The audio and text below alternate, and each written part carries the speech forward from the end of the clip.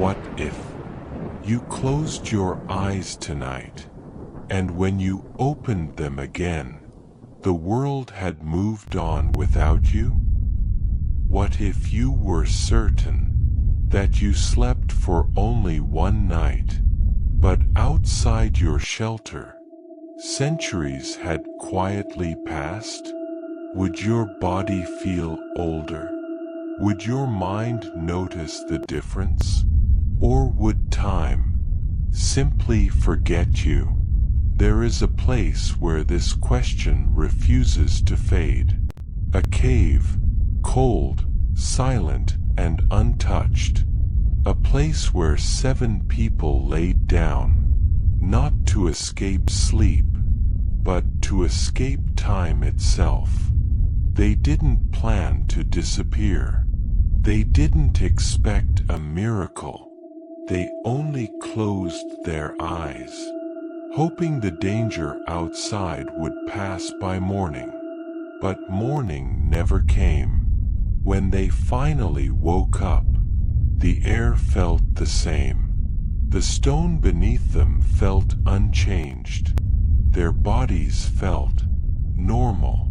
Yet everything beyond the cave had aged 300 years.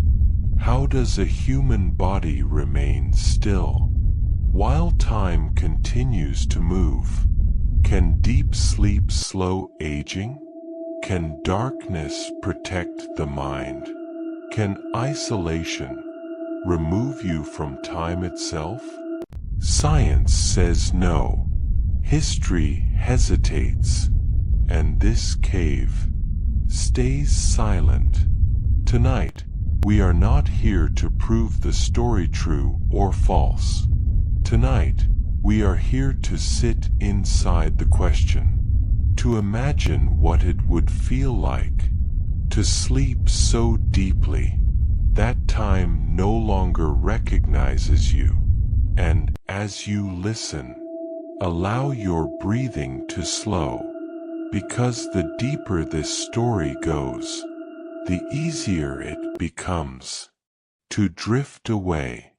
Our story begins in the 3rd century AD, in the Roman city of Ephesus, a place of marble columns, bustling markets, and undercurrents of fear.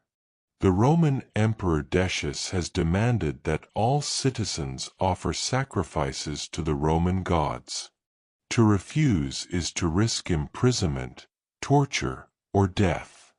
Among the city's youth are 7 young men. Some say they were nobles, others that they were soldiers or scholars. What binds them is a shared, unshakable faith in the one God. They have seen friends arrested, temples forced upon them, and the weight of empire pressing down on their conscience. One evening, as the sun sets in a blood-orange sky, they meet in secret. Their voices are low, their eyes bright with both fear and determination. They know they cannot stay. To comply would betray their souls. To resist openly would mean martyrdom. And so, they make a decision that will transcend history. They will flee. They will leave behind their homes, their families, their futures in the world they know, and seek refuge in the wild, unknown hills beyond the city walls. With them is a faithful dog, Kitmir. In some tellings, he is a stray who followed them. In others, a companion who refused to leave their side. He becomes the silent 8th member of their journey, a symbol of loyalty in a world turning hostile. As night falls, they gather what little they can: coarse bread, a skin of water, cloaks to shield against the mountain cold. They move through shadowed alleyways, avoiding the torchlight of patrols. The city sounds fade behind them, replaced by the crunch of gravel underfoot, the whisper of the wind through olive trees, and the distant howl of a jackal. Their breaths are visible in the cool night air, each exhale a small prayer. They are not experienced mountaineers. Their path is steep, treacherous. They stumble over roots, slip on loose stones. But they do not look back. Behind them, Ephesus glows like a nest of embers, a world of law, order, and oppression. Ahead, only darkness and the promise of solitude. After hours of climbing, they find it, a cave entrance, hidden beneath a thick overhang of rock and ivy. It is not a grand cavern, but a modest opening in the hillside, a mouth of stone waiting to swallow them. They pause at the threshold. Inside, the air is cool, damp, and carries the scent of earth and ancient silence. It is a silence so profound it feels like a physical presence. One by one, they step inside. The last echoes of the city are gone. Here, there is only the sound of their own breathing, the soft pant of Kitmir, and the occasional drip of water from somewhere deep in the darkness. They light a small oil lamp. Its flame flickers, casting dancing shadows on the rough walls, shapes that look like guardians, or perhaps memories of the world they have left behind. They settle on the cold stone floor, their backs against the wall. No one speaks. What words could capture this moment? They have exchanged a world of noise for one of silence, a world of persecution for one of uncertain sanctuary. They are afraid, yes, but also strangely at peace. For the first time in months, no one is hunting them. Here, in this hidden pocket of the earth, they are free. As they sit in silence, the weight of exhaustion begins to settle upon them. Their muscles ache from the climb. Their minds, once racing with plans and fears, begin to slow. The lamp's flame grows dimmer. One by one, their eyelids grow heavy. The cave seems to breathe with them, a slow, rhythmic inhalation and exhalation that matches their own. They do not know, cannot know, that this sleep will be different from any they have ever experienced. They believe they are resting for a night, perhaps a few days, until the danger passes. But time, outside this cave, is already beginning to bend around them. While they sleep, empires will rise and fall, languages will change, and the world they knew will turn to dust and memory. But for now, there is only this, the deep, embracing darkness of the cave, the steady drip of water like a natural metronome, and the gentle, surrendering slide into sleep. As the 7 youths drift into sleep, the cave itself seems to awaken to its new role as guardian. The air within, cool and still, wraps around them like a shroud woven from time and stone. Their breathing slows, deepens, synchronizing with the patient pulse of the earth. Kitmir lies at the entrance, his head on his paws, ears twitching at sounds only he can perceive. The scuttle of a beetle, the sigh of wind over the cave's mouth. He is their watchman, a loyal sentinel between the sacred refuge within and the changing world without. Let us linger here, in this fragile moment suspended between flight and fate. Who were these young men? History and legend blur their names. Maximilian, Martinian, John, Denis, Constantine, Malchus, Serapion. Some versions speak of a 7th unnamed. They were not mythic heroes, but ordinary souls thrust into an extraordinary decision. In fleeing, they chose a different kind of courage, not the courage of confrontation, but of preservation. They chose to protect the inner flame of faith, even if it meant disappearing from the world altogether. Back in Ephesus, their absence is soon discovered. Soldiers search their homes, question their families. Rumors swirl. They have fled to the hills, they have been secretly martyred, they have vanished by divine intervention. Decius's officials are angered. Escape is an insult to imperial authority. A reward is offered. Patrols scour the countryside, but the hills are vast, the caves numerous. The entrance to their refuge, already hidden, is further concealed, some say by spider webs spun thick across the opening, others by a miraculous growth of brambles. Nature itself conspires to keep the secret. Days pass, then months. The search wanes. The 7 are presumed dead, swallowed by wolves, lost to exposure, or simply vanished into the annals of forgotten resistance. Life in Ephesus moves on. Decius dies. New emperors rise and fall. Persecutions intensify, then occasionally cease. The world turns, relentless and forgetful. But inside the cave, time has entered a different river. The sleepers do not dream of decades passing. Theirs is a sleep of profound depth, a physiological mystery that would captivate scientists and theologians for millennia. From a modern perspective, we might consider the state of hibernation or suspended animation. Their metabolisms slow to a bare whisper. Heartbeats become so faint they are nearly undetectable. They do not age, they do not hunger, they do not thirst. Their bodies are preserved in a state of perfect stasis, as if time, within the confines of this rocky womb, has agreed to pause. This is not merely a poetic fancy.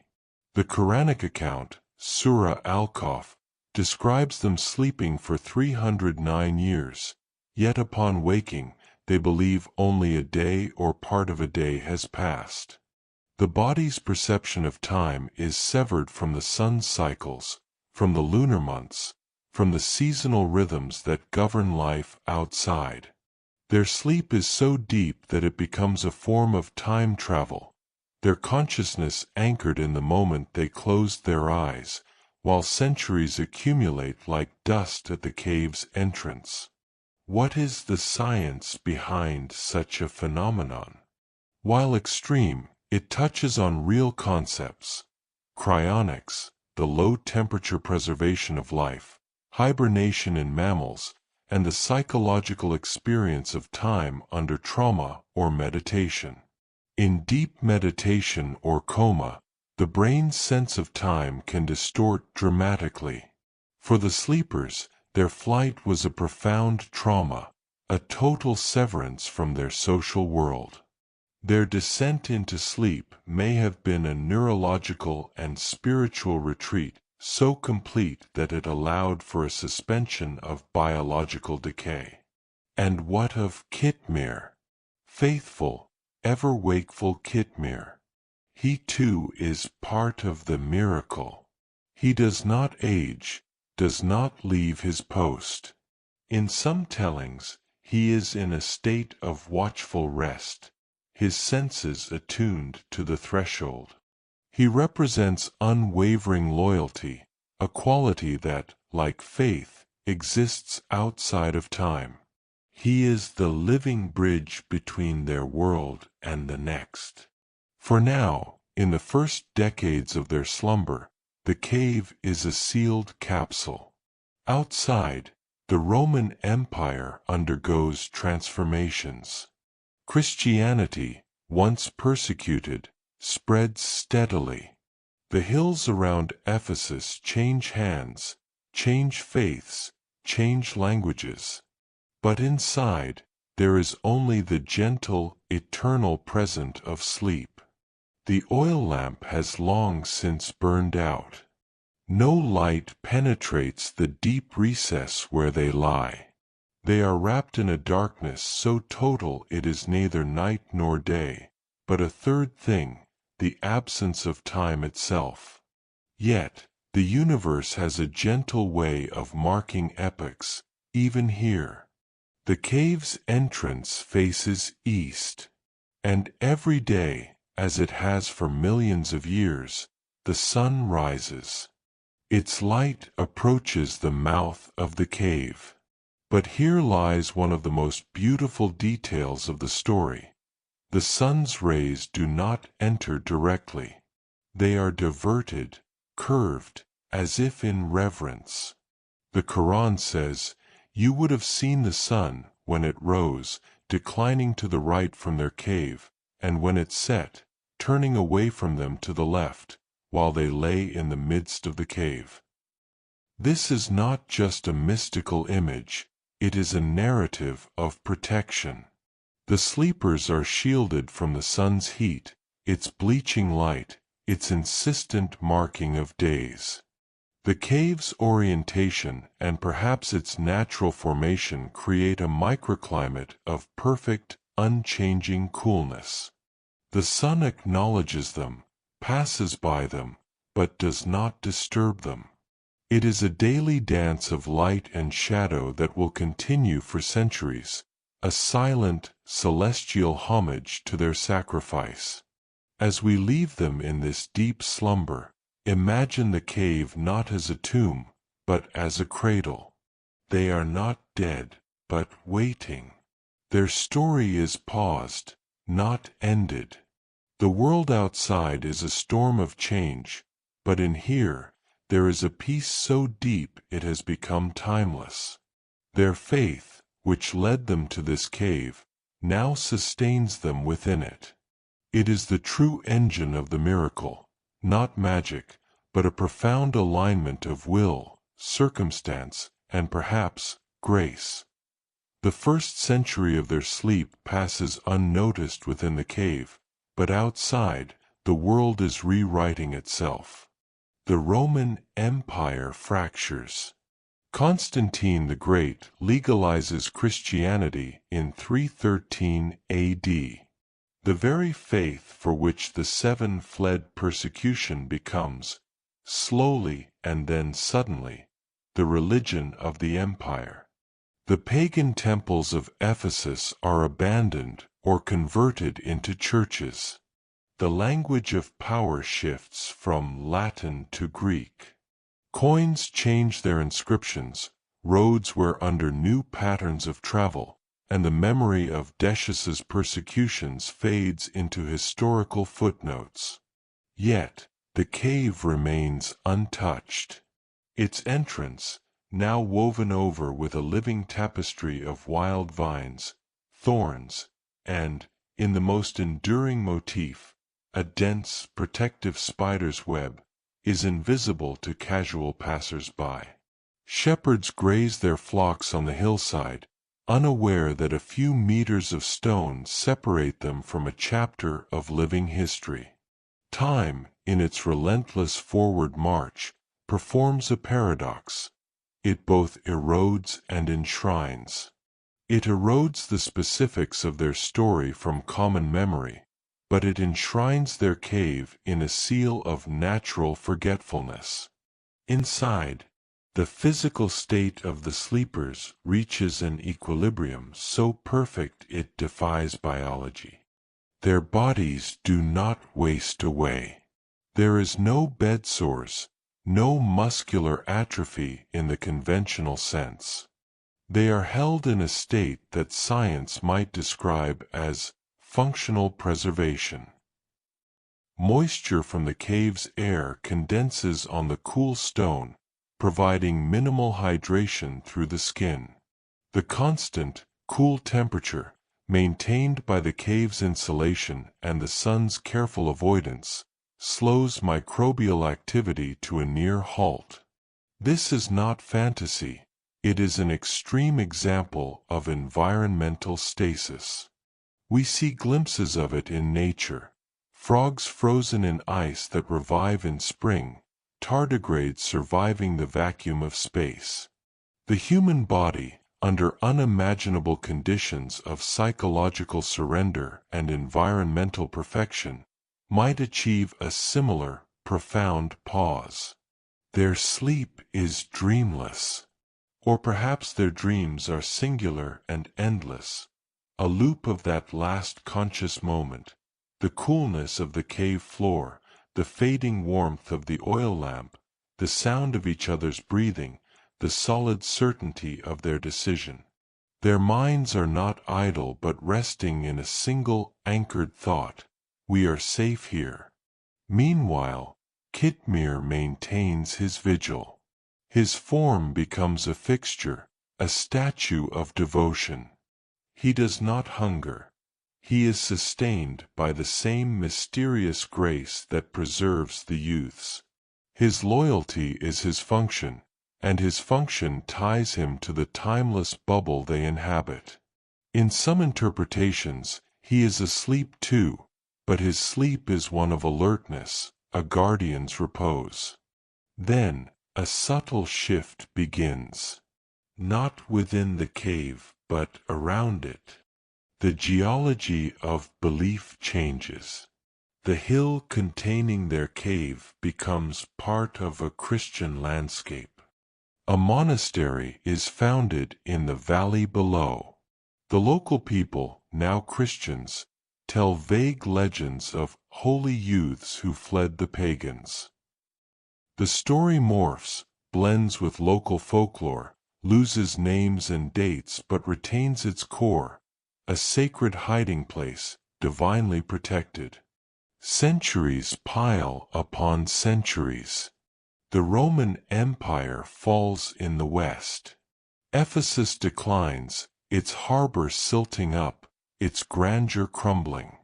Earthquakes shake the land, but the cave, chosen well, remains intact. The spider's web at its entrance is destroyed and rebuilt by generations of arachnids, a symbol constantly renewed. The brambles grow, die, and are replaced by new growth. Nature's commitment to secrecy rivals the divine. Inside, the only movement is the slow, cosmic dance of the sun's light at the entrance. Each day, at dawn and dusk, a sliver of illumination paints a narrow strip of the cave floor, never reaching the sleepers. It is a daily clock whose hands they cannot see, marking millennia with silent, golden strokes. Dust particles, stirred by the faintest breath of air from the outside world, dance in these sunbeams, the only visitors to this sanctum. What is time to them now? It is nothing. It is everything. It is the absent character in their story. They have achieved what philosophers and mystics have long pondered, an escape from temporality. They exist in an everlasting now. Their faith, which was a response to temporal persecution, has ironically delivered them from time itself. As this first chapter in their long rest concludes, we must adjust our own sense of scale. We are used to stories of minutes, hours, years. Here, the unit is the century. Their sleep is not an interval between events, it has become the primary event. The great escape was not just from a city, but from the river of time. And in that, their story becomes universal. It speaks to the human desire to find a haven where the pressures of the world, its deadlines, its decays, its demands, cannot reach. The cave is the ultimate metaphor for the mind in deep meditation, the soul in prayer, the heart in perfect peace. So, as we leave them in the deepening quiet of the first few hundred years, let us not see them as inactive. See them as holding a space where faith is preserved in its pure, untested form, a space where loyalty is absolute, a space where the body and soul are in such profound agreement that time must step aside. Their journey is far from over. The world they fled is vanishing, and a new world, stranger and more unrecognizable, is being born. And one day, the balance will shift. A stone will be moved, a wall will be cleared, and time will come knocking at their door once more. But that awakening belongs to another chapter. For now, there is only the cave, the sleepers, the dog, and the patient, bypassing sun. Welcome back to the quiet heart of the mountain. We left the 7 sleepers and Kitmir in the first moments of a rest that would stretch beyond human measure. Now, we descend deeper, not just into the cave, but into the very nature of their slumber. This chapter is a meditation on suspended animation, on time's relativity, and on the mysterious interface between faith and physiology. How can a body sleep for centuries? What happens to the mind? And what is the cave, if not a natural cathedral for a miracle? As the first century turns into the second, and the second into the third, the sleepers enter a state that transcends ordinary sleep. In a normal, healthy human, sleep is a cycle, a journey through light sleep, deep sleep, and REM.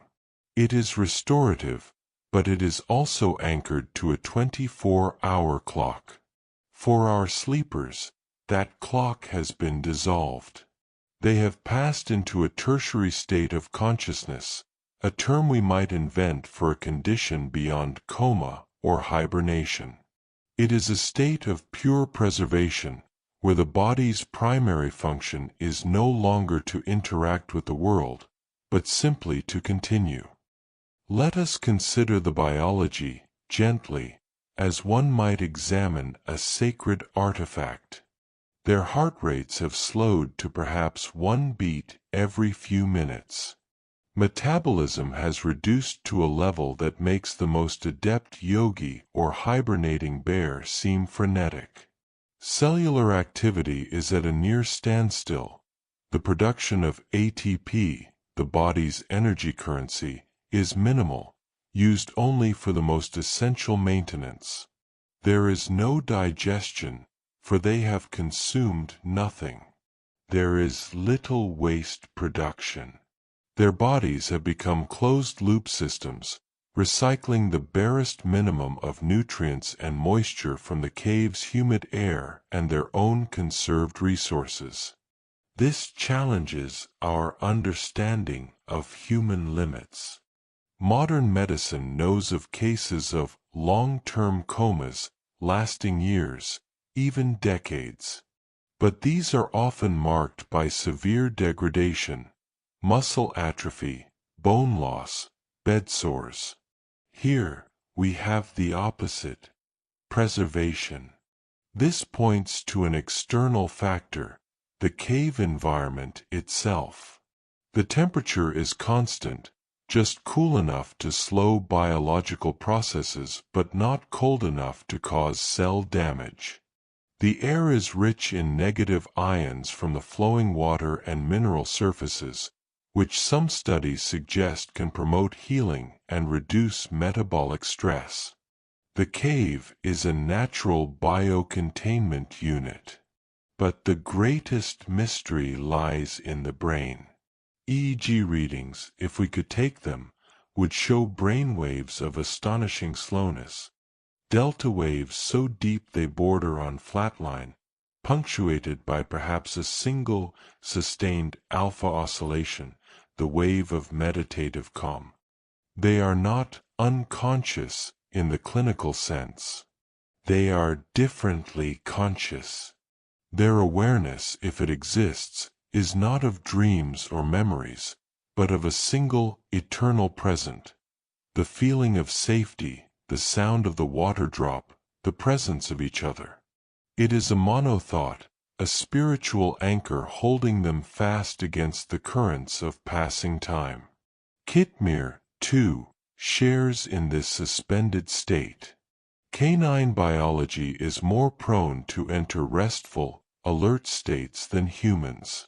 His metabolism may have slowed similarly, his aging suspended. He lies not in deep sleep, but in a vigilant torpor.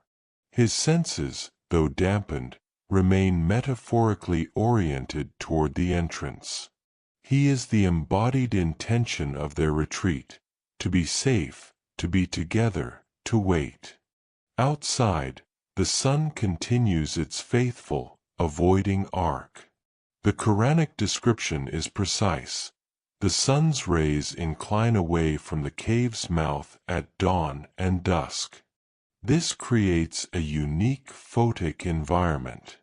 No direct sunlight means no vitamin D production, no circadian cue, no daily warming and cooling cycle. This further reinforces the timelessness within. The cave is not part of the day-night cycle. It is a pocket of perpetual, gentle night.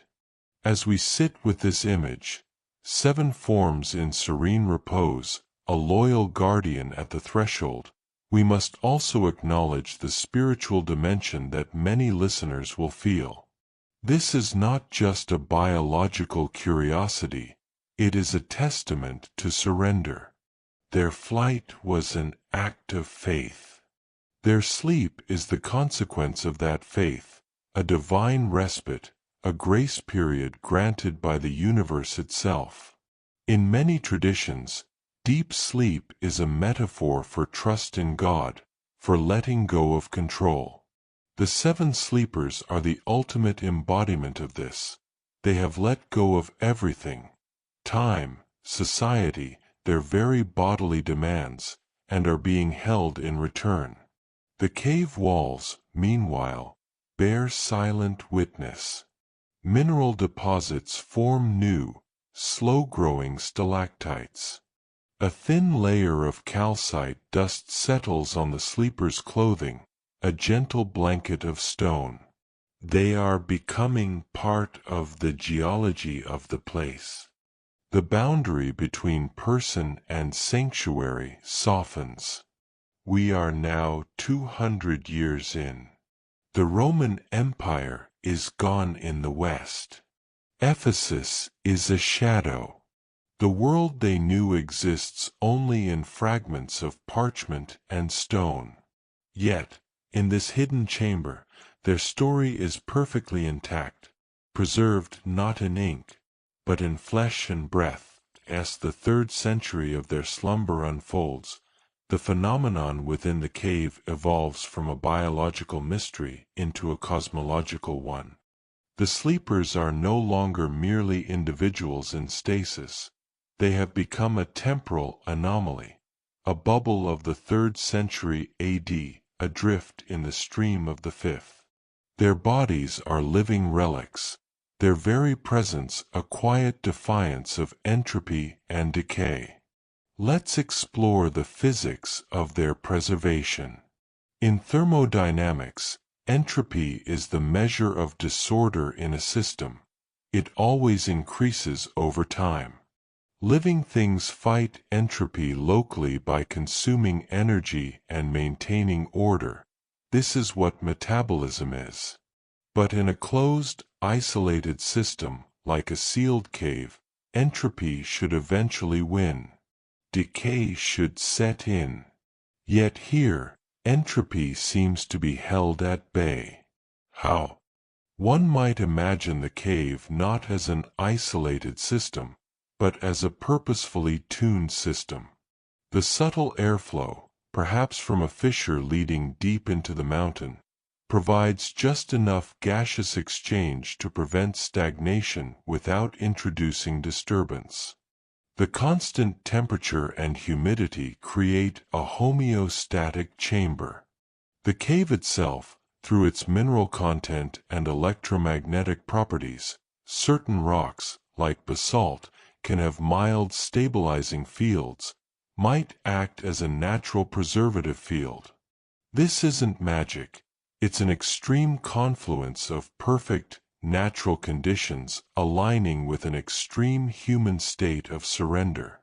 It is as if the mountain agreed to cradle them. Now, consider the psychological dimension. If consciousness persists in some form, what is its content? Neurologically, the brain requires stimulus to maintain a sense of time. In sensory deprivation tanks, subjects quickly lose accurate time perception. Here, deprivation is total and prolonged. Their sense of self, their memory of being Maximian, Martinian, John, and the others, may have softened into a collective, anonymous awareness of we. They are a group mind in repose, their individual identities peacefully dissolved into the shared purpose of their retreat. They are not waiting for something, they are existing in something, a state of grace. Kitmir's role deepens in this long middle chapter. In many spiritual traditions, animals are seen as guardians of thresholds, possessors of instincts that align with deeper cosmic laws. Kitmir is more than a pet, he is the psychopomp of their vigil, a creature whose loyalty anchors the entire scene to the instinctual, natural world. His silent watch maintains a link to the reality of guardian and protected. He is the heartbeat of the cave's intention. Outside, the world continues its metamorphosis. The Eastern Roman Empire, now the Byzantine Empire, is a Christian theocracy. The language of Ephesus is firmly Greek. The old pagan persecutors are centuries dust. The hill containing the cave is now within the lands of a Byzantine monastery. Monks, in their search for solitude and divine connection, might occasionally pass near. Do they feel a peculiar peace there? A sense of hallowed ground? Perhaps. Local legends solidify. There is a cave of the youths, a holy site where God performed a wonder. But its exact location remains obscured, its truth protected by its own secrecy. Inside, the most beautiful and subtle process continues, the sun's daily salute. Every morning, as the sun crests the eastern hills, its light approaches the cave entrance. But the cave's opening, shaped by a long-collapsed rock shelf, faces slightly north of true east. Combined with the overhang, this creates a precise geometry where the sun's rays are refracted and diverted.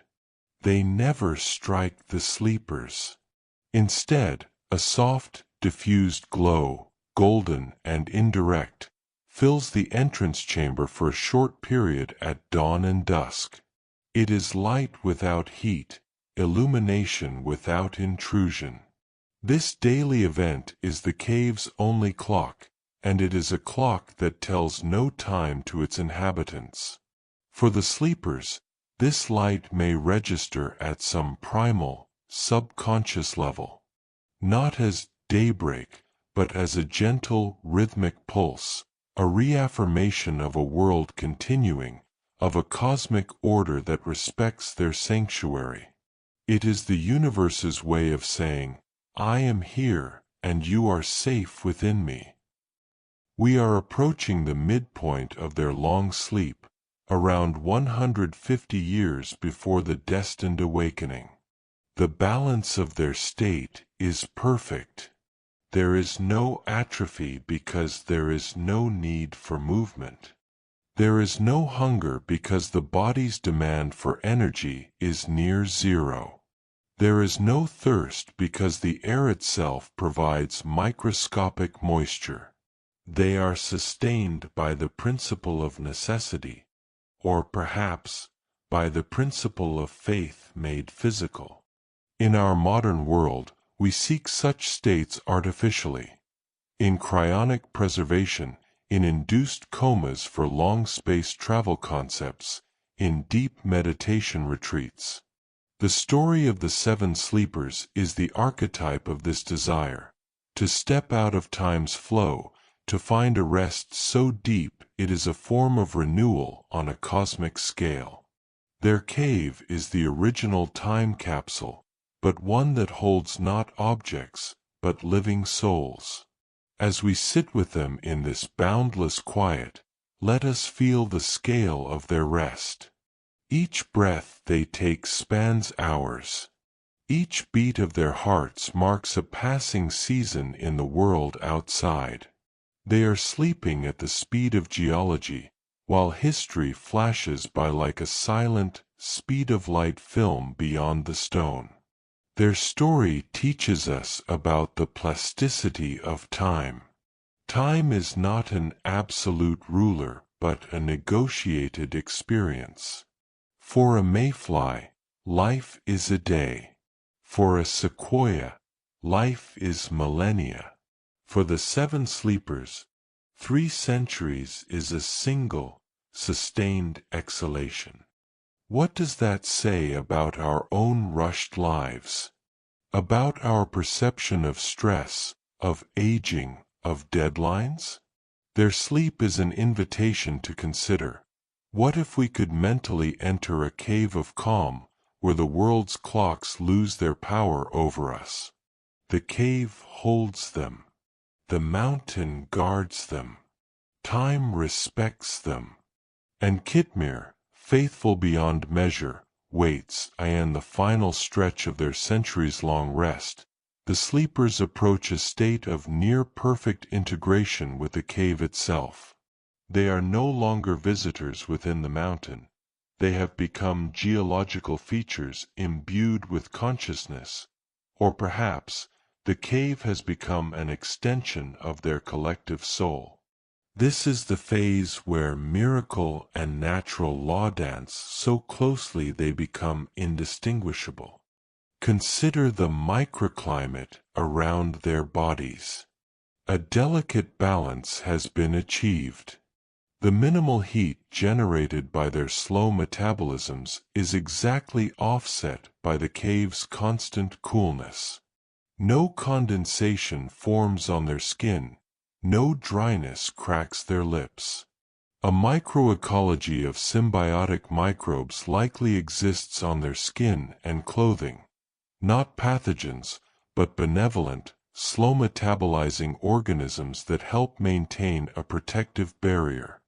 They are not decaying, they are in dynamic stasis, a term from systems theory describing a system that appears unchanging but is maintained by constant, tiny, perfectly balanced exchanges. Their minds, if we could peer inside, would likely show a state neuroscientists call global workspace theory at minimum activity. There is no narrative, no language, no sequential thought. Instead, there might be a single, sustained qualia, a raw, pure feeling.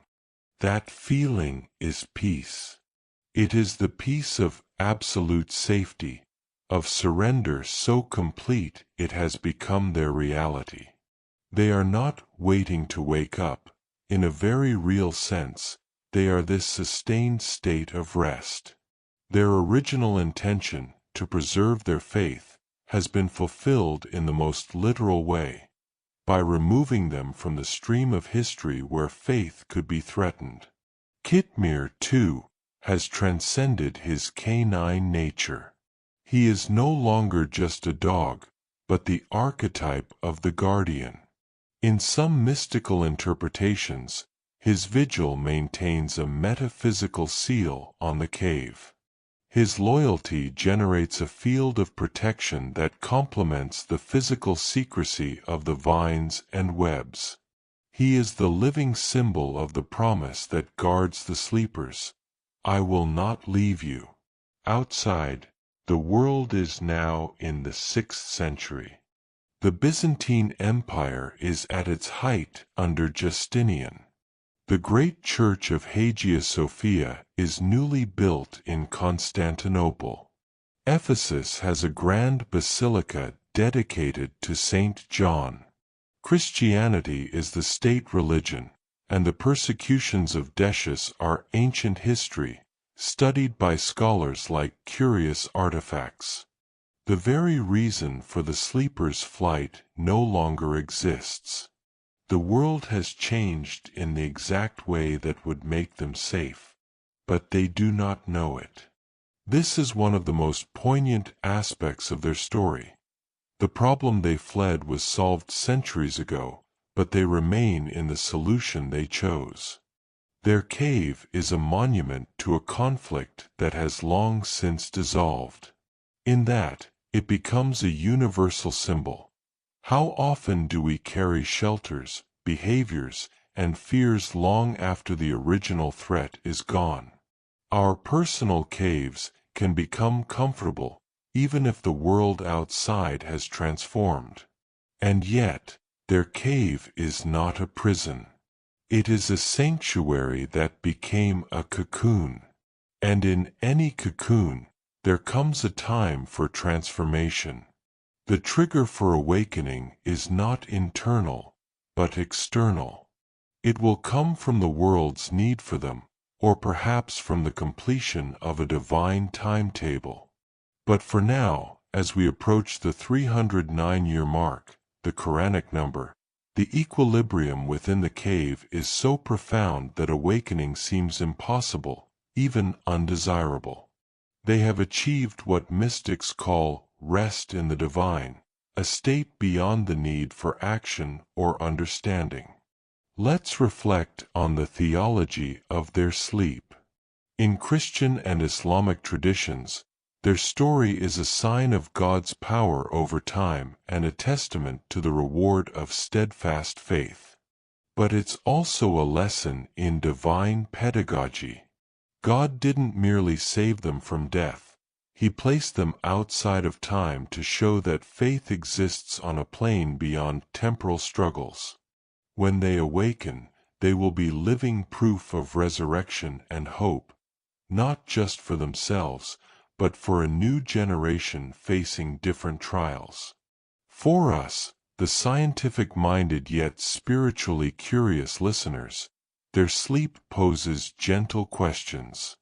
What are the limits of human resilience? Can consciousness exist without time? Is there a state of being where the body and environment achieve perfect, life-sustaining harmony? The cave offers a resounding, whispered yes to all three. As we prepare to leave them in this deepest phase of their slumber, imagine the cave not as a dark hole, but as a sacred vessel. The sleepers are its precious cargo. The walls are not confining, but embracing. The silence is not absence, but presence, the presence of a promise kept. They have become one with the patient rhythm of the planet. Their heartbeats match the slow pulse of tectonic shifts. Their breaths synchronize with the underground aquifer's flow. They are, in a sense, dreaming the dream of the mountain itself. Soon, though soon has no meaning here, a builder will need stones. A wall will be dismantled. Sunlight will flood in. Time will come rushing back like a tide. But that awakening will be a birth, and all births are preceded by a long, quiet gestation. For now, they are the keepers of a mystery. They are the proof that sometimes the most powerful act is not to fight, nor to flee, but to rest so deeply that you allow the world to change around you. Welcome back to the threshold where time bends. We have dwelled in the deep, internal quiet of the sleepers. Now, we turn our attention to the most elegant and persistent phenomenon of their long vigil, the sun's daily passage. This is not merely a celestial event, it is a choreography of light and shadow so precise it feels intentional. It is the universe's gentle hand ensuring their sanctuary remains undisturbed, and the central visual miracle of their tale. The Quran describes it with poetic precision.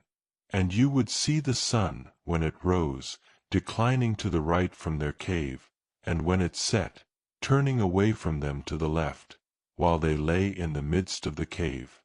Al-Kaf, 1817. This is more than metaphor. It is a geometric and astronomical reality that we can gently unpack. Imagine the cave's entrance. It faces slightly north of due east. The entrance is not a wide opening, but a narrow vertical cleft, partially obscured by a natural rock overhang. Now, picture the sun's path across the sky. It rises in the east, arcs south, and sets in the west. Because the entrance is oriented northeast, the rising sun in the morning strikes the hillside to the right, south, of the opening. Its rays must climb over the ridge and then descend. By the time any direct light could slant into the cave, the sun has already moved too high and southward in its arc. The angle is wrong. The cave's door is effectively in shadow at dawn. Conversely, at sunset, the sun is in the west, sinking. To enter the cave, its light would have to travel horizontally and then bend northwards. But the western horizon is blocked by the bulk of the mountain itself, and the entrance's orientation again prevents direct entry. The setting sun's light falls to the left, north, of the opening. The result: the sleepers, lying in the central chamber, are never touched by direct solar rays. They experience only a soft, reflected glow, light that has bounced off the opposite valley wall or filtered through the canopy at the entrance. This creates a microclimate of perpetual, gentle twilight within the chamber. The temperature never spikes with the day's heat. The humidity remains constant. There is no daily signal to their dormant bodies saying, "It is day, wake up." Their circadian rhythms, already stretched to infinity, have no external cue to latch onto. The sun, in its majesty, acknowledges their rest and steps around them. This daily dance is a silent, beautiful clock that marks centuries outside, while inside, it marks nothing but the passage of photons in a vacuum. For 309 years, this pattern holds with the reliability of a planetary gear. Seasons change outside, the summer sun higher, the winter sun lower, but the cave's specific geometry and the mountain's bulk ensure the direct beam never finds its way to the sleepers' faces. It is a solar eclipse that repeats every single day, just for them. Let's consider the symbolism. In nearly every spiritual tradition, light is knowledge, truth, divine presence. Yet here, direct light is kindly withheld. Why? Because sometimes, too much light, too much truth, too much reality, can burn. The sleepers needed not illumination, but protection. They needed a pause from the harsh light of persecution, of choice, of history. The sun's deference represents a divine mercy. The truth of the outside world is suspended for them, so they may rest in the truth of their faith, which is internal and requires no daily proof. For us, listening in the dark, there is a lesson here about restorative shadows. We live in a culture obsessed with light, productivity, enlightenment, constant connectivity. The Cave of the Seven Sleepers suggests that deep healing, profound transformation, and even miracles occur in the shaded, in-between spaces. It is in the gentle, indirect light that we are preserved, not in the glaring noon sun. Now, shift perspective. Outside the cave, the sun's passage is anything but gentle. It is the engine of time. It drives the seasons that see empires crumble. It warms the soil where new religions take root. It illuminates the parchments where their story is first written down, then copied, then translated. The same sun that politely avoids the cave is ruthlessly, beautifully documenting their legend in the growing and dying of forests, in the erosion of mountains, in the turning of the celestial spheres.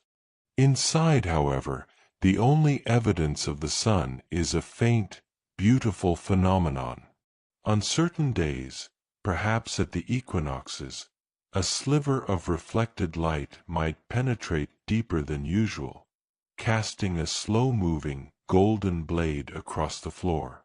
It would illuminate motes of ancient dust, moving so slowly they seem frozen. It might, over decades, trace a pale line on the stone, a sundial for no one. This line is the cave's only memory of the sun's journey, a fossil of light. As we sit with this image, the mighty sun, master of time, humbly diverting its path for a handful of sleepers, we feel a sense of cosmic courtesy. The universe is not a blind machine. It has, in this story, a tenderness. It can make room as the sun's patient, sidestepping dance continues for century upon century. Its relationship with the cave deepens from a mere geometric phenomenon into something resembling a silent covenant. The cave is not just a hole in the rock.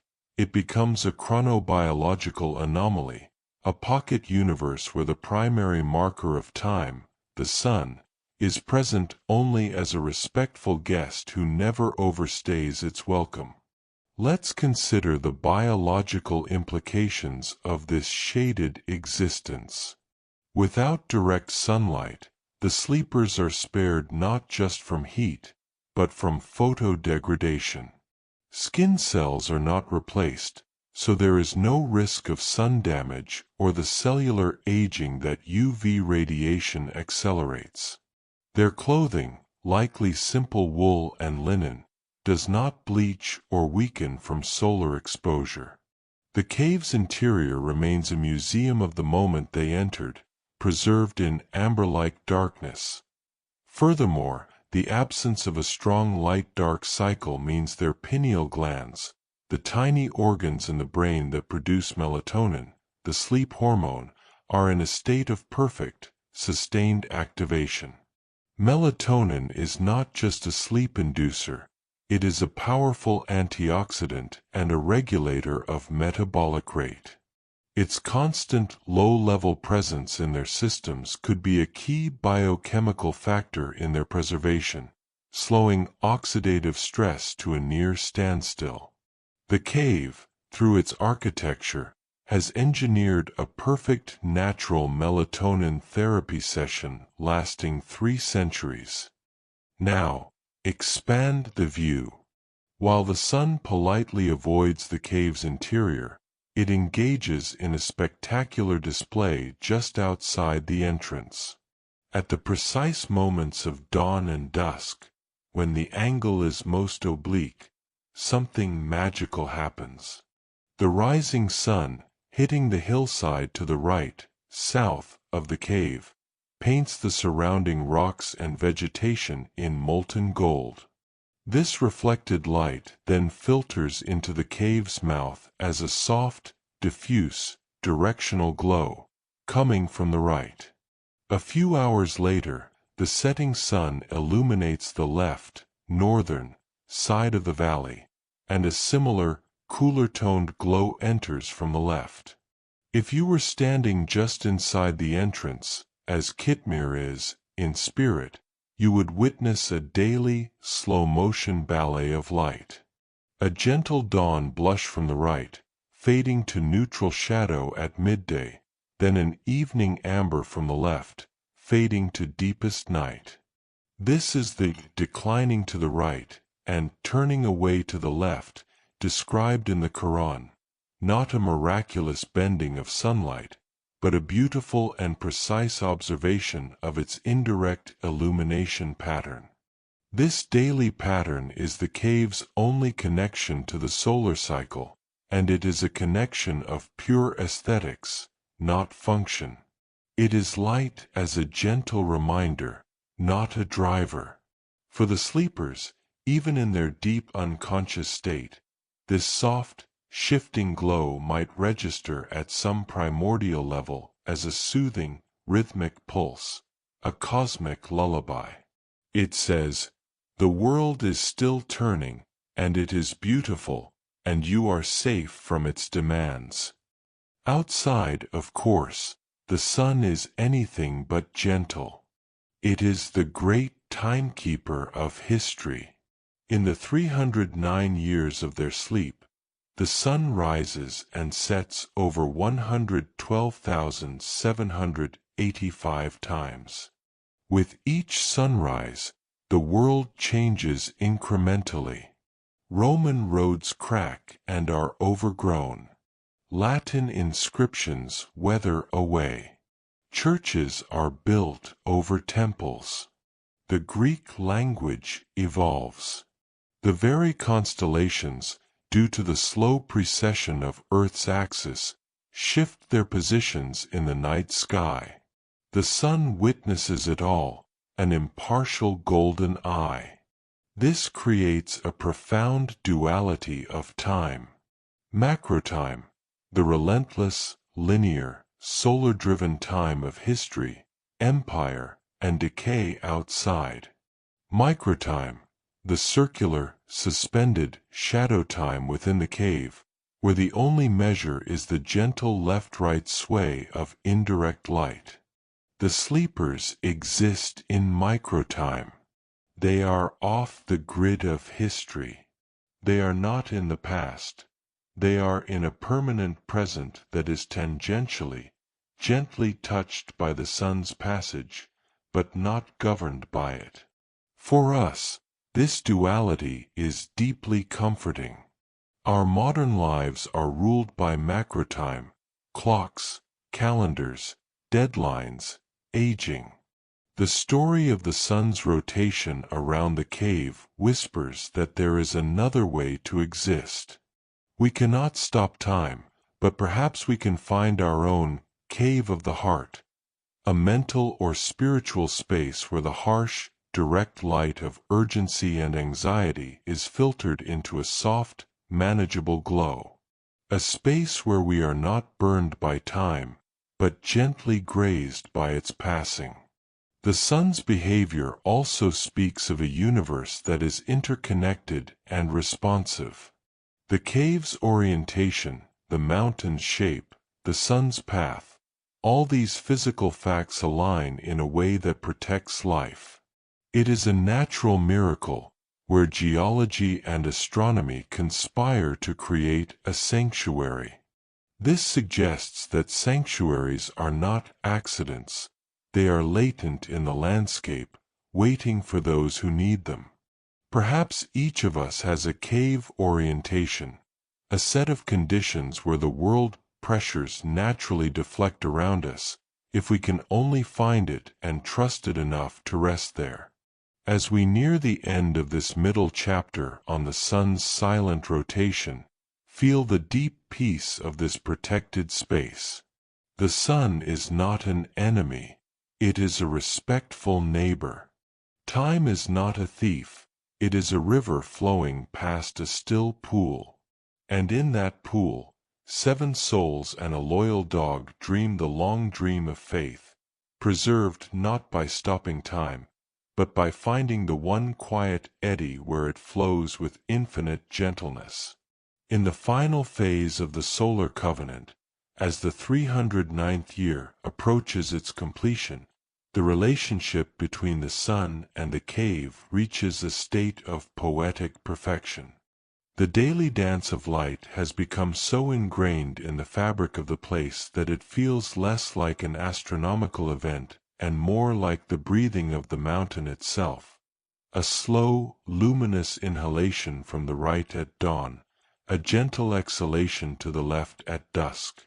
The cave is no longer just a geological formation. It is a temple of suspended time, and the sun is its silent, reverent attendant. Consider the cumulative effect of this gentle, sidelong light. Over more than 100,000 cycles, the stone at the very lip of the cave's entrance has been subtly altered. While the interior remains dark and unchanged, the threshold where the indirect glow falls most consistently may have developed a faint patina of light, a barely perceptible lightening of the rock, a smoothing from eons of soft photonic contact. It is the only physical mark time has been allowed to make on this sanctuary, a gentle signature of patience. For Kitmir, stationed eternally at this threshold, this play of light and shadow is his entire sensory world. In his state of vigilant torpor, the slow sweep of the glow from right to left and back again may be the pulse of his reality. It is a visual mantra, a celestial metronome that ticks not in seconds, but in seasons, keeping his guardian spirit aligned with a rhythm far grander than day and night. Now, let's step into the realm of relativity, not Einstein's, but a narrative and spiritual relativity. Inside the cave, the sun's passage marks no time, but outside, it is the engine of radical transformation. While the sleepers rest in their perpetual third-century moment, the sun outside witnesses the age of persecution giving way to the age of state religion. The Latin of Decius morphing into the Byzantine Greek of Justinian. The Roman pantheon crumbling as monotheistic theology constructs vast, intricate cathedrals of thought. The very land around Ephesus changing, forests reclaiming fields, rivers shifting course, coastlines silting. The sun sees all, imparts energy to all, and yet, for this one small cave, it modifies its behavior. This is the heart of the miracle. The universal lawgiver makes a local exception. It is a story that affirms the possibility of special providence within a regular, ordered cosmos. The universe has rules, but it also has grace. For the modern listener, this offers a profound metaphor for personal grace amidst universal law. We all live under the same sun of biological limits, societal pressures, and the arrow of time. Yet, sometimes, through a combination of circumstance, choice, and perhaps a touch of the sacred, we find a cave, a relationship, a state of mind, a period of retreat, where those laws seem to soften, where time slows, and we are preserved. The story tells us to look for those orientations, those hidden sanctuaries where the light of pressure hits us obliquely, not directly. As the destined day of awakening draws near, the sun's rotation continues, unaware it is counting down to a momentous event. On the final morning, the sun will rise just as it has for 112,784 previous mornings. It will cast its now familiar indirect glow from the right. But on this day, that gentle light will fall upon a scene that is about to be interrupted. It will be the last dawn of the long slumber. This invites a quiet reflection. What is the purpose of such a long, protected rest? Perhaps it is not for the sleepers alone. Their story becomes a gift to future generations, a tangible, physical proof of hope. They are living evidence that faith can create a sanctuary so powerful it bends the rules of nature. Their eventual awakening will not be a return to the world they knew, but a prophetic emergence into a world that needs a symbol of endurance and resurrection. In our own lives, we may not sleep for centuries, but we all undergo periods of necessary dormancy, times of illness, grief, contemplation, or simply deep rest. These are our cave times. The story of the sun's rotation teaches us not to fear these periods, nor to resent the world moving on outside. Instead, it suggests that during such times, we are held in a special, protective space. The sun of our ordinary responsibilities and social clocks may, by a benevolent geometry, be prevented from burning us. And when we emerge, we may find, like the sleepers will, that the world has changed in ways that make our old struggles obsolete. As we close this chapter on the silent sun, let the image settle in your mind. A beam of light, capable of powering empires and fading dyes, politely diverting itself for the sake of 7 sleeping youths and a dog. It is an image of cosmic respect, a reminder that even the most relentless forces can exhibit tenderness. The cave is ready. The sun has kept its watch. The long, gentle day of centuries is about to end. A new day, a shocking, disorienting, glorious day, is about to dawn. Welcome to the moment of return. For 309 years, the Cave of the 7 Sleepers has existed as a sealed capsule, a pocket of the 3rd century suspended in the stream of time. The sun has danced around its entrance, the mountain has breathed around its walls, and an unwavering peace has held its inhabitants in perfect stasis. But now, in the reign of the Byzantine Emperor Theodosius II, in a world where Christianity is not just safe but dominant, the seal is about to be broken. This chapter is not just about waking up, it is about the violent, beautiful collision between 2 timelines, one that stood still and one that raced forward. The immediate cause is practical, mundane, human. A landowner, or in some versions, a builder named Aedolius, is constructing a stone sheepfold or a small outbuilding on the hillside. He needs stones. His workers begin to quarry loose rock from the hillside. Unbeknownst to them, their careful removal of boulders and brush is systematically dismantling the natural and divinely maintained camouflage that has hidden the cave's entrance for centuries. Inside, the change begins not with sound, but with light. For the first time in over 300 years, a direct, unfiltered beam of sunlight, the true midday sun, penetrates the cave's inner chamber. It slices through the darkness like a golden sword, illuminating swirling galaxies of ancient dust. It falls directly upon the face of one of the sleepers. Let's call him Malchus, the one who would later be sent to the city. The light is warm. Not the gentle, reflected glow they've subconsciously known, but a piercing, truthful, demanding light. This light acts as a physiological trigger. The photoreceptors in Malchus's closed eyelids register the sudden increase in intensity. A signal travels along dormant neural pathways to a brainstem that has been idling at the lowest possible frequency for centuries. Deep within the hypothalamus, the suprachiasmatic nucleus, the body's master clock, receives its first valid time cue in over 100,000 days. It fires a weak, confused signal. Malchus stirs. It is not a sudden jolt, but a geologically slow movement. A finger twitches.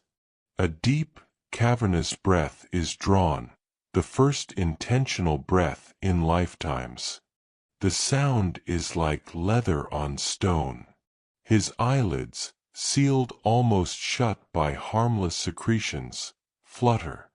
The sunlight is blinding, painful, alien. He turns his head away, into the comforting darkness.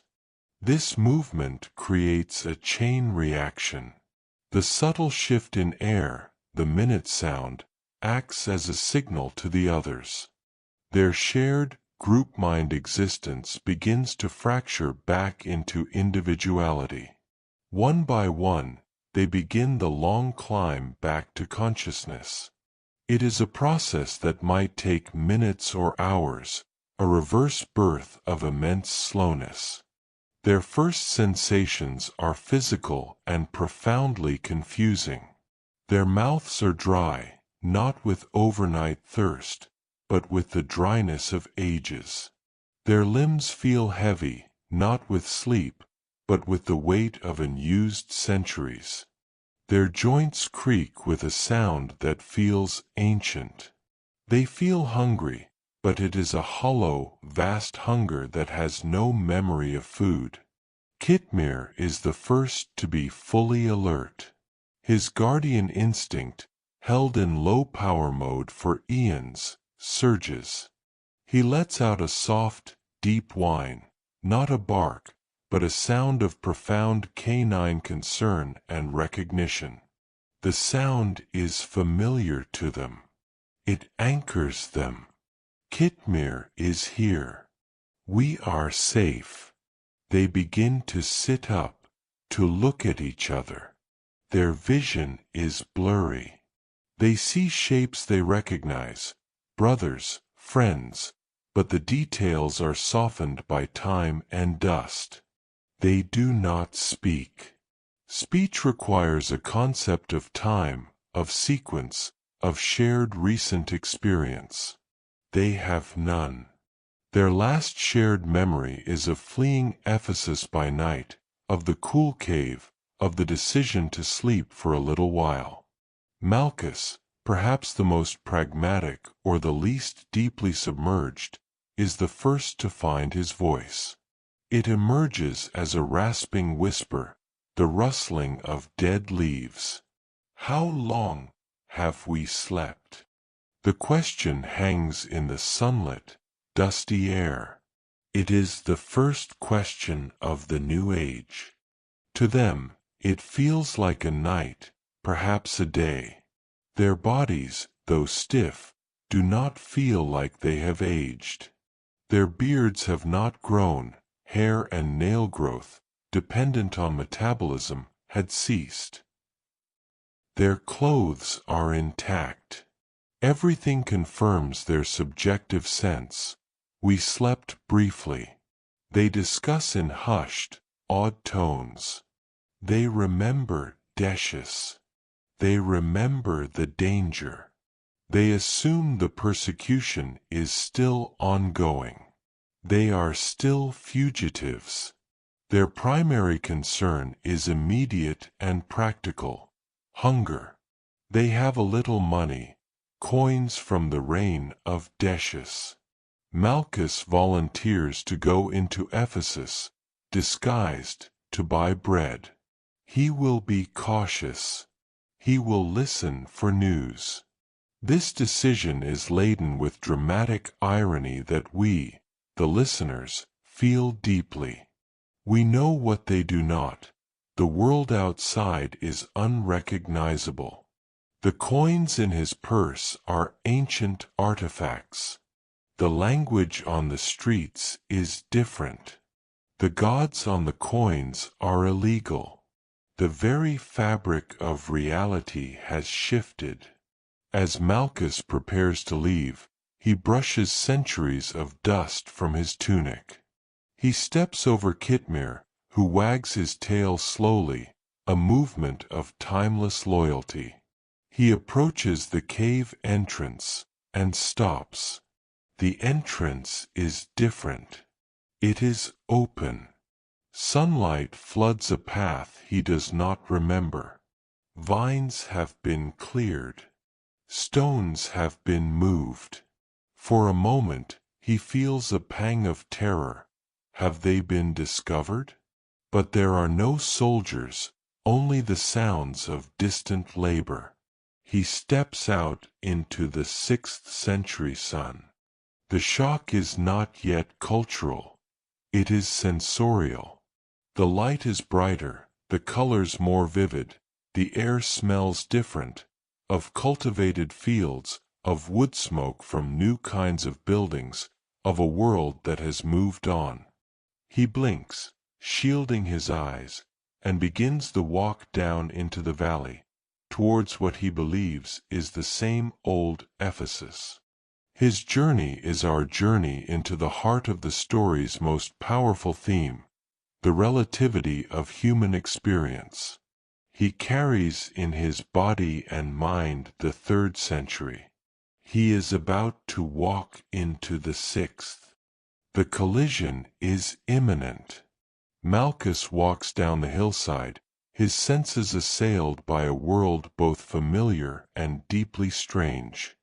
The basic topography is the same, the slope of the land, the distant shimmer that was once the sea, but the details are wrong.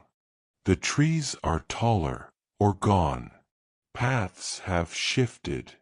The air hums with a different frequency of life.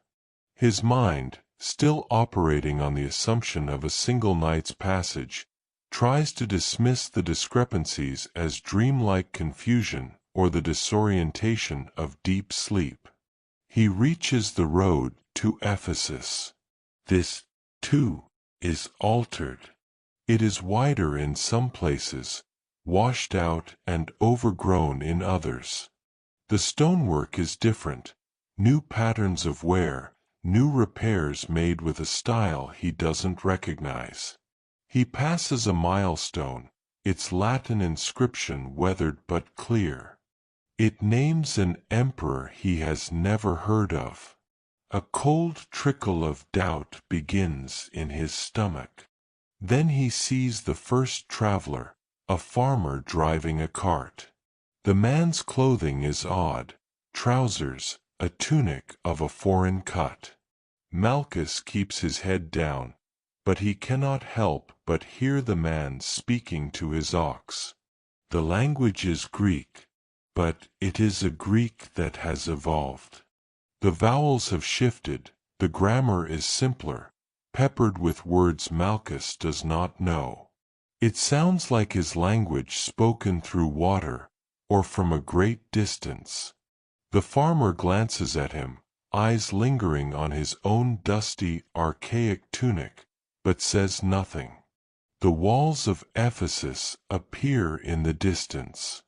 They are the same walls, yet not. New towers have been added. A large, imposing building with a dome rises within, a Christian basilica, something that did not exist in the Ephesus of Decius. The city gates are busy, but the guards wear different armor, bear different insignia. They are not Roman legionaries, they are Byzantine limitanii. Malchus's heart begins to pound, a slow, heavy drumbeat of rising panic. Have we fled to a different city by mistake? He blends into the crowd entering the gate. The sounds are overwhelming, a cacophony of commerce, animals, and chatter in that strangely altered Greek. The smells are a complex tapestry of spices, sewage, incense, and baking bread. The latter is the only scent that feels truly, comfortingly familiar. He finds a bakery. The baker is a large, flour-dusted man arguing good-naturedly with a customer. Malchus approaches, his hand closing around the coins in his purse. He pulls out a silver denarius of Emperor Decius. The coin, minted over 3 centuries ago, is in pristine, almost uncirculated condition, a time traveler in his palm. He holds it out. "Bread, please." The baker stops mid-sentence. He looks at the coin, then at Malchus's face, then back at the coin. His expression cycles through confusion, curiosity, and dawning incredulity. He takes the coin, turning it over in his floury fingers. "Friend," the baker says, his voice low and serious, "where did you get this?" "It is my money," Malchus says, his archaic Greek sounding formal and stiff. "This coin," the baker says, holding it up to the light, "is older than my grandfather's grandfather. It is from the time of the persecutions. It is a treasure. You cannot buy bread with a museum piece." The baker looks at him not with suspicion, but with awe. "Who are you?" The world begins to spin for Malchus. The sounds of the market fade into a roar.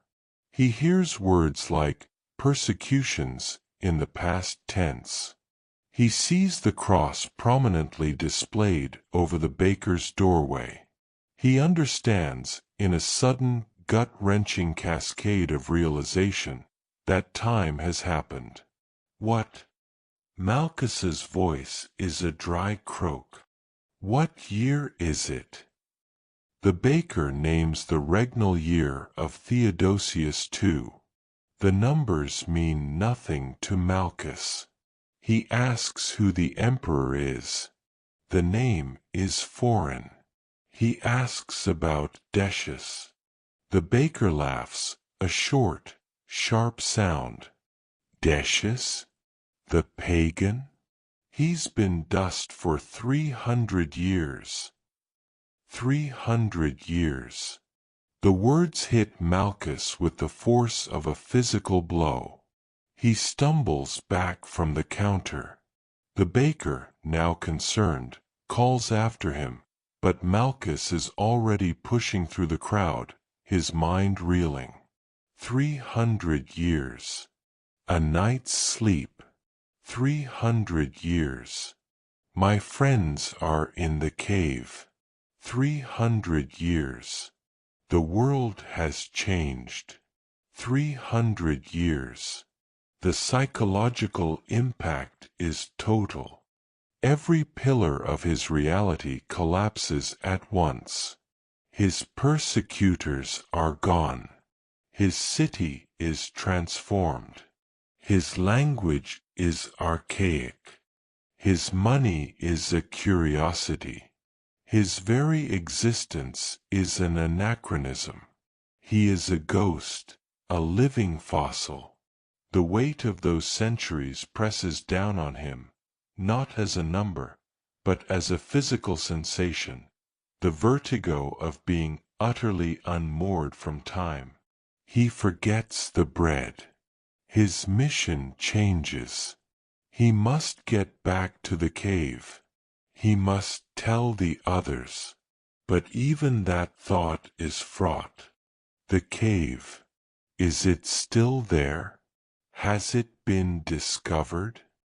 He runs now, not with the stealth of a fugitive, but with the desperate urgency of a man who has just learned he is the last of his kind. Meanwhile, back at the cave, the others are experiencing their own awakening. As the initial disorientation fades, they begin to notice details the dim light had hidden.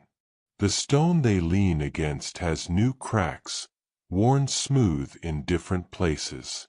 The dust on the floor is deep enough to write in. Kitmir is awake, alert, but his coat is matted with the dust of ages. The absolute silence they were used to is now broken by the clear, intrusive sounds of the outside world, bird calls, the distant hammer, the wind. Their sanctuary has been violated by time itself. They speak in hushed, worried tones about Malchus. Has he been caught? Is the danger still so immediate? They debate whether to flee deeper into the mountain.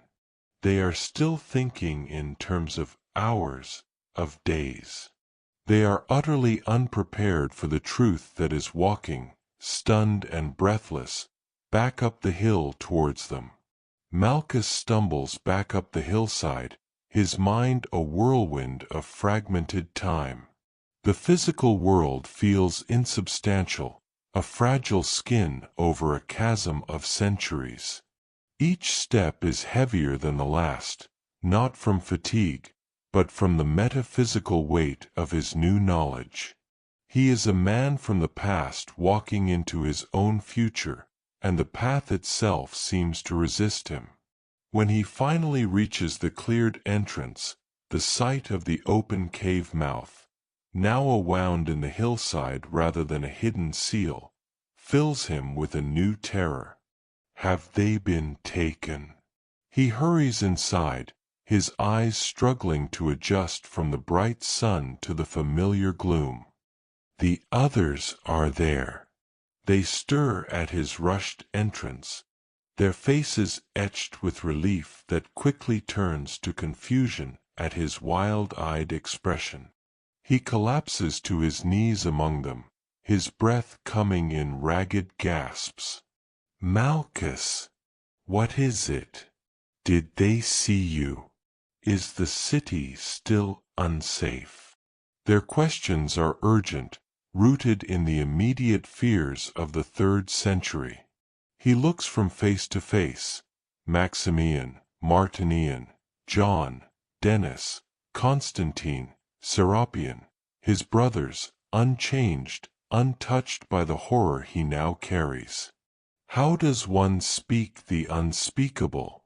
How does one tell friends that the world they knew is ash, that everyone they ever loved is dust, that they have slept through the rise and fall of empires? He begins, his voice breaking. We did not sleep for a night. A silence falls, deeper than any they have known in the cave. Kitmir whines softly, sensing the shift in the air. The baker, he did not know my coin. He said it was from the time of the persecutions. He said, Decius has been dead for 300 years. The words hang in the dusty air, meaningless at first, then slowly taking shape like a monstrous crystallization. 300 years. They stare at him, their minds rejecting the concept. It is a number too large for lived experience. It is the lifespan of an oak tree, the age of a mountain, not the duration of a sleep. That's impossible, someone whispers. We feel no older. Our beards have not grown. It has been a day, perhaps 2. Look at the entrance. Malchus cries, his voice rising with desperate conviction. It was hidden. Now it is open, cleared by men who needed stone. Look at the light. It is direct, it is harsh, it never touched us before. Something has changed out there. The very air is different. The language has moved on without us. One by one, the evidence begins to pierce their disbelief. The deep, settled dust that coats everything. The altered sounds from outside. The sheer, uncanny freshness of their own bodies amidst such age. The slow, dawning horror is a physical sensation, a coldness spreading from the chest outward, a feeling of immense temporal loneliness. They are strangers in time. They are orphans of their own epoch. The fear of persecution is suddenly replaced by a far more profound terror, the terror of irrelevance. What is their purpose now? Their sacrifice, their flight, their faith, it was all for a world that no longer exists. The very cause for which they became martyrs in waiting has been won, centuries ago, by people they will never know. In this moment of collective shock, the story pivots from a tale of miraculous preservation to a profound parable of resurrection. They have, in a sense, died to their old world and been reborn into a new one. Their awakening is not a continuation, but a second birth. And like any birth, it is traumatic, shocking, and isolating. Yet, within this trauma lies the seed of their new purpose.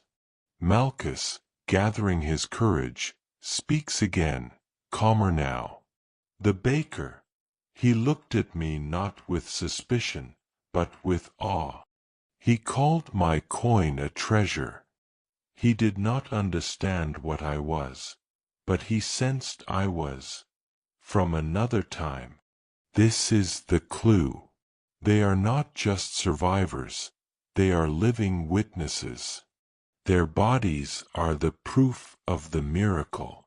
Their story, once a secret of faith, is now ready to become a public testament. The very fact that the world has changed so much is what will make their survival a sign of divine power. They decide they must go together to the city, to the authorities, and tell their story. But they are afraid. The world may be Christian now, but will it believe them? Or will they be seen as madmen, heretics, or ghosts? As they prepare to leave the cave for the last time, they pause at the threshold. They look back at the space that has been their womb, their tomb, and their sanctuary for 3 centuries. It is no longer a hiding place, it is a monument. They understand, intuitively, that they will not return here to live. Their purpose now lies in the world. Kitmir follows them out, his loyalty transcending even this temporal rift. He is the one thread that has never broken. They walk down to Ephesus together, a band of anachronisms. Their appearance causes a stir. Crowds gather. Word flies to the bishop, a man named Theodosius, or in some accounts, Stephen. The bishop, a learned man, comes to see them. He listens to their story, examines their clothing, their speech, their uncanny youth. He questions them about the reign of Decius, about details only someone from that time would know. Their answers are flawless, infused with the lived texture of a lost era. The bishop realizes the truth. He falls to his knees in tears. This is the confirmation of faith his era needs, a tangible, flesh and blood miracle.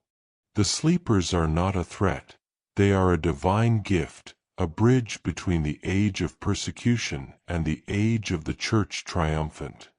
News spreads like wildfire. The Emperor Theodosius, too, himself, is informed. The sleepers are honored, their story documented. They become living saints. But for the 7, the adulation is disorienting. They are celebrities in a world they do not comprehend. They have achieved the safety they sought, but at the cost of everything familiar. And here lies the final poignant lesson of their awakening. Miracles do not erase loss. They are saved, but they are also forever severed. They have gained eternal legend, but lost their mundane lives. This is the bittersweet heart of their resurrection, a victory that feels, in the quiet moments, like a kind of beautiful exile. As this chapter closes, the sleepers stand at the center of a new world, revered but homesick for a home that exists only in memory. They have awoken into a new world, but a part of them will always be in that cave, listening to the drip of water, waiting for a dawn that has already come and gone 300 times over. Welcome to the final chapter. Our journey with the 7 sleepers has taken us from fearful flight, through timeless slumber, to a shocking awakening. They have been received as living miracles, their story sealed into the records of both church and empire. But now we arrive at the most tender and enigmatic part of their tale, their departure. Having completed their witness, they must find their final rest. This chapter is not about another long sleep, but about a conscious, chosen return to eternity, a surrender not to escape, but to fulfill. After the initial tumult of their revelation, the sleepers are lodged in honor within Ephesus. They are guests of the bishop, showered with reverence, questioned by theologians, gazed upon by pilgrims. Yet, for the 7, this existence is a new kind of exile. They are relics that breathe, artifacts expected to perform the role of miracle. The food is strange, the beds are too soft, the constant attention is a weight. They miss the simplicity of the cave, the clarity of their single purpose, to preserve their faith. That purpose, in the eyes of the world, is now complete. So, what is their purpose now? They walk through a city that venerates them but cannot understand them. They see crosses where once there were statues of Jupiter. They hear Mass in a language that has evolved beyond their own. They are shown scriptures that tell of events which, for them, are recent history or future prophecy. Their relationship to linear time is hopelessly tangled. They are, as one ancient homily puts it, pilgrims between 2 worlds, belonging to neither. In this discomfort, they begin to share a silent, unanimous understanding. Their work here is done. They have testified. They have become a sign of hope for the persecuted and a proof of resurrection for the faithful. To remain would be to become a spectacle, their sacred story risked by the compromises of earthly politics and the fading of wonder. They did not sleep for centuries only to live out their days as curiosities. Furthermore, they feel a profound temporal fatigue. Their bodies are young, but their souls have brushed against the abyss of time. They have tasted the eternity that lies just beyond the veil of daily life. The bustling, material concerns of 6th century Ephesus feel trivial, fleeting, like the buzzing of gnats. They yearn for the peace they knew, not the unconscious peace of the cave, but a conscious, waking peace that transcends the world altogether. One evening, they gather in the quiet garden of the bishop's house. Kitmir lies at their feet, ever present. Without needing to voice it, they know. It is time to go back. Not to hide, but to offer themselves back to the mystery. They will return to the cave and ask God to take them, to grant them the eternal rest that is the rightful conclusion of their extraordinary journey. The next day, they go to Bishop Theodosius. They express their gratitude, but explain their decision with a calm certainty that brooks no argument. We were preserved for a sign, one of them might say. The sign has been given. Now, We wish to return to the hands of the one who preserved us, and sleep the sleep that knows no waking in this world.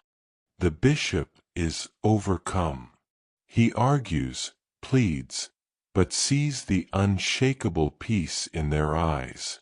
He recognizes this not as a desire for death, but as a desire for consummation. They are not rejecting the world, they are stepping fully into the divine promise that their story represents.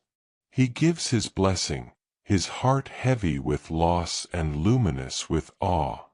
A procession forms. The bishop, his clergy, and a crowd of citizens accompany the seven back up the hillside.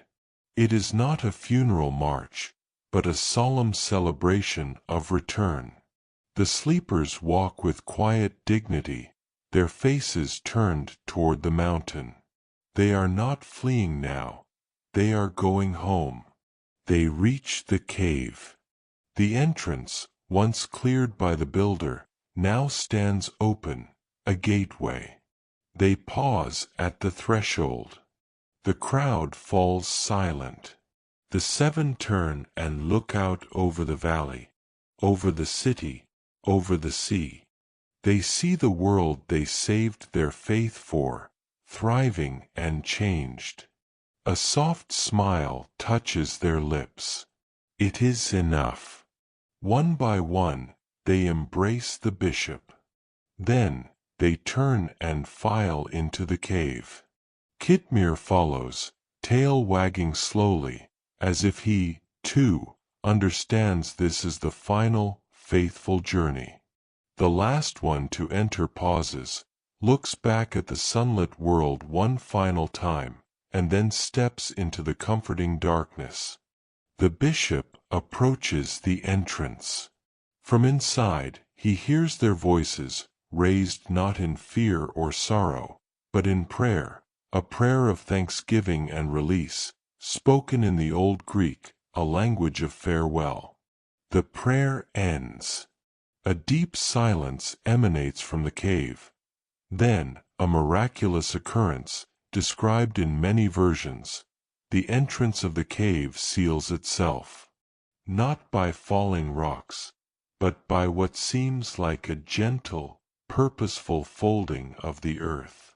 The stones shift. The hillside sighs. A fresh growth of verdant bramble and ivy sprouts with impossible speed, weaving a living curtain over the opening. In moments, the cave is once more hidden, this time forever. The crowd kneels. The bishop pronounces a blessing. They have not witnessed a death, but a translation. The sleepers have passed from one form of holy rest to another, final one. Inside the newly sealed cave, a different kind of quiet descends. It is not the empty quiet of abandonment, but a saturated quiet, full of completion, prayer, and the gentle dissolution of individual will back into the divine source. The seven do not lie down as they did centuries before, in fear and flight. Now, they sit or kneel in a circle, perhaps holding hands, their faces calm in the absolute darkness. Kitmir settles among them, his head on his paws, his watchful eyes finally closing. This final transition is not a biological process, but a spiritual unraveling. Having fulfilled their earthly purpose as signs, their physical forms are no longer needed. The miraculous preservation that held them for centuries now gently reverses, not into decay, but into transfiguration. Their bodies, having been kept outside of time, now begin to merge with the timeless. Imagine it not as death, but as a slow, radiant dissolution. Their physical senses fade first, the feel of the stone, the scent of the earth, the sound of their own breath. Then, the mental constructs, their names, Maximian, Martinian, their memories of Ephesus, even the shared memory of their long sleep. These were the anchors that held them to a specific story. Now, the anchors are lifted. What remains is the essence, the pure faith that led them to the cave, the brotherly love that sustained them, the loyalty embodied by Kitmir. These are not memories, they are qualities, energies. Freed from the vessels of their bodies and the narrative of their lives, these energies gently disperse, like incense smoke in a still room. They become part of the cave's sanctity, part of the hill's silent prayer, part of the universal field of hope that their story would nourish for millennia. In many Christian and Islamic mystical traditions, this is the state of rest in God. Not unconscious, but superconscious, not inactive, but fully integrated into the divine activity that is beyond action. They become, in a poetic sense, guardian spirits of the cave, not as individual ghosts, but as a collective presence of peace. Their final sleep is the ultimate trust. Having been preserved by God, they now return their preserved forms back to God, completing the circle. Outside, the bishop and the crowd wait for a long time. No sound emerges. The miraculous sealing of the entrance makes it clear. This is the end of the chapter. The bishop orders a small oratory to be built on the hillside, not to excavate or disturb, but to mark and honor the site. It becomes a place of pilgrimage, a thin place where heaven and earth feel close. The story, now complete, begins its own journey through time. It is written into chronicles. It spreads across the Byzantine world. It travels to Arabia, where it is revered and included in the Quran as a sure sign of God's power and mercy. It inspires art, poetry, and theology. Each generation interprets it anew, as a symbol of resurrection, a parable about the soul's journey, a metaphor for political resistance, a comfort to the persecuted. But at its heart, it remains a story about sleep. Not ordinary sleep, but sleep as a sacred space. Sleep as a withdrawal that allows for preservation. Sleep as a borderland where time loses its power. Sleep as a prefiguration of death, and therefore a prefiguration of eternal life. For us, the listeners winding down our own day, the story offers a profound reframing of our nightly rest. When you close your eyes tonight, you are not just seeking physical recovery. You are, in a small way, entering your own cave of time. For a few hours, the demands of the clock are suspended. The sun of your responsibilities cannot reach you. You are preserved, renewed, and in that dark, quiet space, you touch the edge of the eternal. The seven sleepers tell us that sleep is not a void, but a sanctuary. It is a daily rehearsal for the final, peaceful surrender of the soul. As the centuries roll on, the cave remains sealed. Earthquakes shake the region, but the hill holds its secret. The oratory crumbles and is rebuilt. Empires rise and fall. The story itself becomes the immortal part of the sleepers, traveling farther and lasting longer than their physical bodies ever could. They achieve a different kind of eternity, the eternity of meaning. In our final moments with them, let us not picture skeletons in a dark hole. Let us picture a soft, golden light emanating from the sealed hillside, not a physical light, but the light of their fulfilled faith. It is a light that says, "It is possible to hold fast to what is good." It is possible to be protected in the midst of chaos. It is possible to rest so deeply that you are made nude. We have followed the light of this story from its first spark in persecution to its gentle fading into eternal legend. Now, as we prepare to leave the hillside of Ephesus and the silent cave within it, we must gather the echoes of what this tale means, not just as a miracle of faith, but as a universal meditation on time, rest, and the sanctuary of the soul. The cave is sealed. The seven have returned to the source of their preservation. Kitmir's vigil is complete. But their story is now a living stream, flowing through the landscape of human consciousness. It flows into the prayers of the persecuted, the hopes of the hopeless, the wonder of the scientist, and the quiet contemplation of the seeker. It asks us gentle questions. What are you fleeing from that you might need to surrender to a sacred rest? Where is your cave, the mental, spiritual, or physical space where the harsh sun of the world is kept at bay? What part of your essence is worth preserving through any storm, any passage of time? The story of the seven sleepers dissolves the false dichotomy between action and passivity.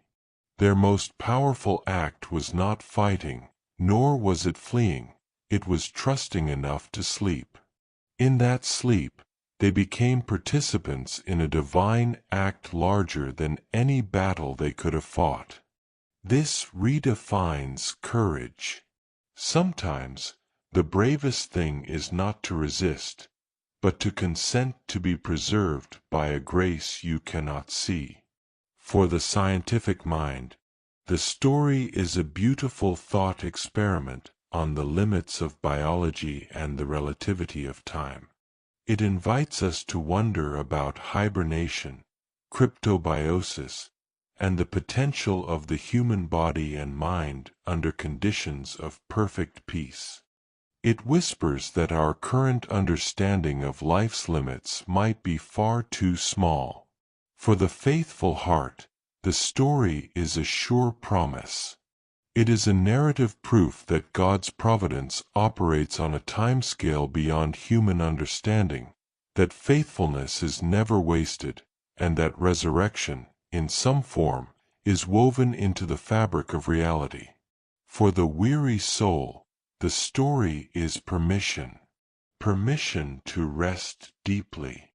Permission to withdraw when the world is too much. Permission to believe that in letting go, you are not failing, but aligning yourself with a deeper, slower, more enduring rhythm. As this series ends, let your mind return to the central image, the cave, not as a dark prison, but as a womb of time. Inside, 7 souls and a loyal dog are held in perfect peace, while outside, centuries pass like clouds. This image is a gift to carry into your own nights. When you turn off the light, you are entering your cave.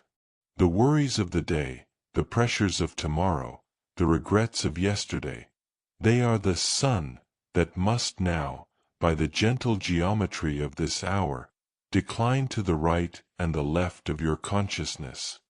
They cannot touch you here. You are in the sanctuary of night. You are under the protection of rest. You are, in this moment, as timeless as the sleepers. Their story ends with a return to the eternal. But your story, and the story of everyone who hears this tale, continues. May you carry the peace of the cave with you. May you find the courage to trust in rest. And may you remember that even in the deepest sleep, you are held in a narrative of grace that spans far beyond the clocks and calendars of this world. Good night.